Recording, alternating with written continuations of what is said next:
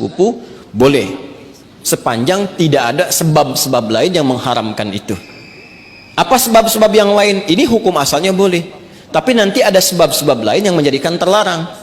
Misal, ini hukum asal boleh, tapi ternyata ibunya Safi misalnya saat Safi lahir ASI-nya macet, maka minta kepada ibunya Yeti untuk bisa di-share ASI-nya, ya kan?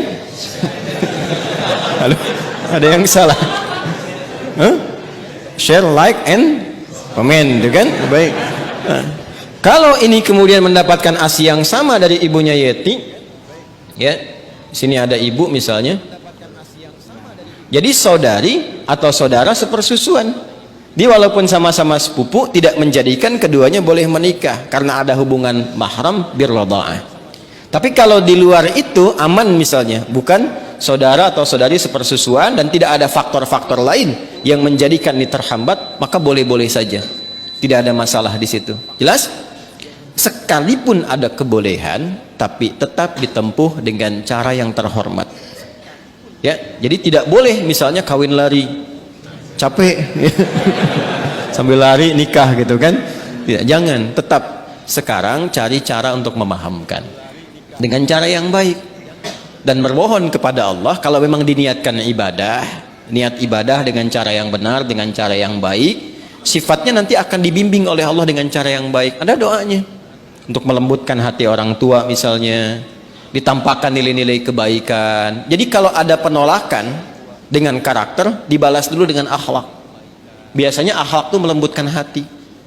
Ya, Anda misalnya datang kepada ibu, ibu nolak, nggak usah yang itulah, cari yang lain misalnya kan, dan Anda merasa itu baik buat Anda misalnya, taat dulu aja pada ibu, jangan dibantah dulu, nggak usah pakai tapi walaupun meskipun, udah ya, taati saja dulu. Begitu Anda taati baik, lalu tampakkan nilai-nilai kebaikan, doa sampai lembut hatinya.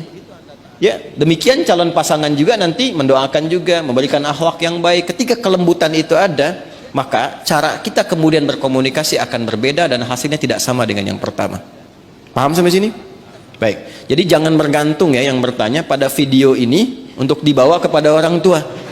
Ya. Ini jawaban Ustadz Adi misalnya, tidak ya. Bagi saya tetap hukum aja yang didahulukan. Ini hukumnya boleh, tapi akhlak itu yang diutamakan. Paham sampai sini?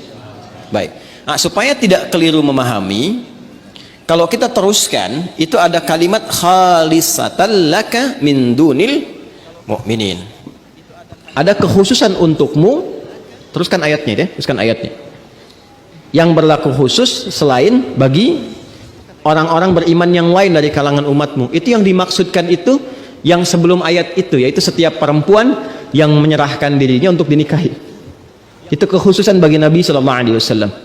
Ya, jadi ada sifat yang spesial bagi Nabi ketika berhijrah. Ada di antara sahabat-sahabat mulia beliau itu yang kemudian meninggal dunia, meninggalkan anak-anaknya, ada istri dan keluarganya. Ya, kemudian Nabi diperintahkan oleh Allah Subhanahu wa taala bagi perempuan-perempuan tertentu khusus, jika Nabi meridainya, akhlaknya, kemuliaannya, kebaikannya, support untuk dakwahnya, dan dia datang untuk menyerahkan dirinya untuk dinikahi, boleh-boleh saja, silahkan gitu kan. Atau perempuan-perempuan umum, dalam arti bukan yang telah bersuami ditinggal, meninggal dunia ya, yang masih status single dan sebagainya, yang Nabi ridai kualifikasinya, boleh dinikahi. Sedangkan dalam standarnya kan mesti ada wali kan. Nah, kalau bagi Nabi itu khusus ya, bagi Nabi khusus, tidak berlaku umum. Jadi nanti harus pandai baca-baca ayat. Ada yang khusus untuk Nabi, ada yang umum berlaku untuk umatnya. Di ayat ini ada dua kualifikasi. Ada yang umum sifatnya seperti menikah antar sepupu itu, ada yang khusus sifatnya seperti perempuan yang datang sendirinya untuk minta dinikahi. Jadi nggak boleh misalnya ada ustadz, ada dari akhwat datang, ustadz silahkan nikahi saya ya, misalnya kan, walinya mana? Nggak apa-apa, saya jadikan Allah sebagai wali saya. Dia, nah itu nggak boleh. Paham ya? Itu nggak boleh hukumnya. Jelas? Nah, itu diantaranya ditemukan. Nah, karena ini ada kisah kenapa ayat ini turun. Salah satunya kisah Sayyidah Maimunah Al-Ansariyah. Ya, ada kisah menyebutkan demikian. Ada kisah menyatakan Zainab Al-Ansariyah datang kepada Nabi sallallahu alaihi wasallam menyerahkan diri beliau untuk dinikahi. Jika memang ada nilai-nilai kebaikan yang bisa disupport untuk dakwah Nabi, maka direspon dengan turunnya ayat ini. Itu yang disebutkan oleh Imam Ibnu Jarir At-Tabari dalam tafsirnya, ya, tafsir At-Tabari atau Jami' Al-Quran di jilid yang ke-12 halaman 29.